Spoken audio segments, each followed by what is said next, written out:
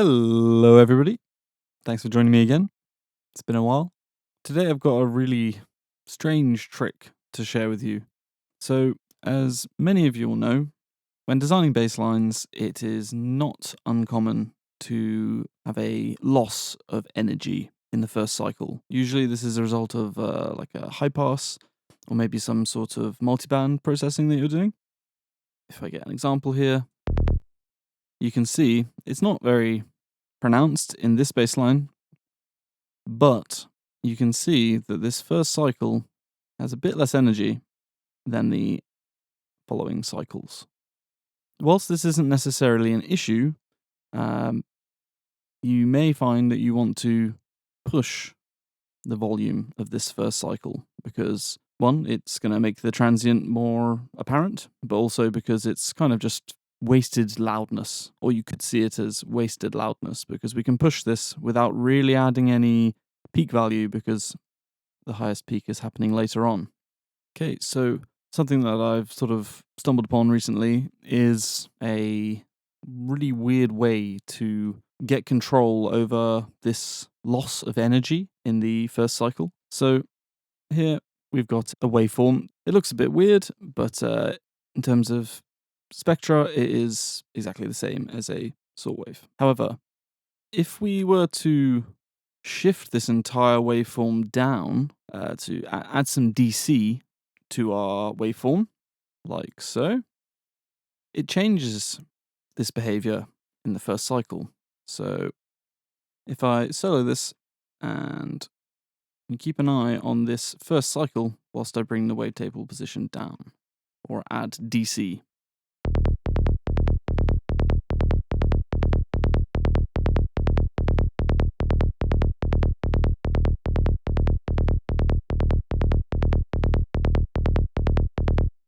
Okay, so very clearly you can see that it's just adding a lot of energy back into this first cycle. So obviously with using DC, you will need to do a high pass after this, which I have done in the FX for this patch, because otherwise, you're going to have frequencies lower than 1 hertz, which is not something that you want. But yeah, this is, to me at least, really quite useful, kind of like transient enhancement without having to mess around with external plugins or modulations, etc.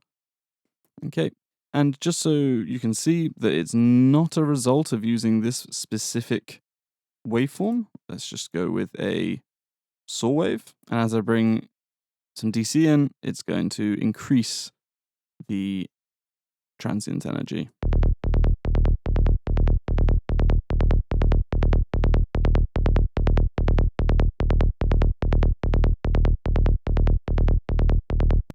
So yeah, it's a very interesting technique. It's not something I fully understand, to be honest. So if you do know why this is happening, then please do share it in the comments so we can all learn. But yeah, so in practice, the difference this makes is actually quite noticeable. So if we use the non-DC version of the waveform, we have this.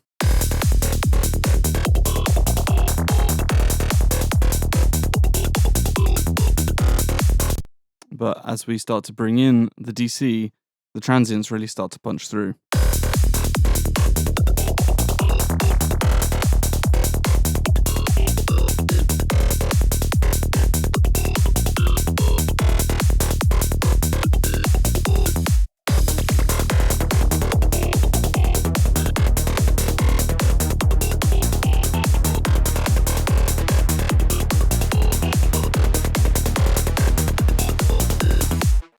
So you may not want to use it as extremely as that, but this is, I think, certainly a useful tool for your bass design toolkit.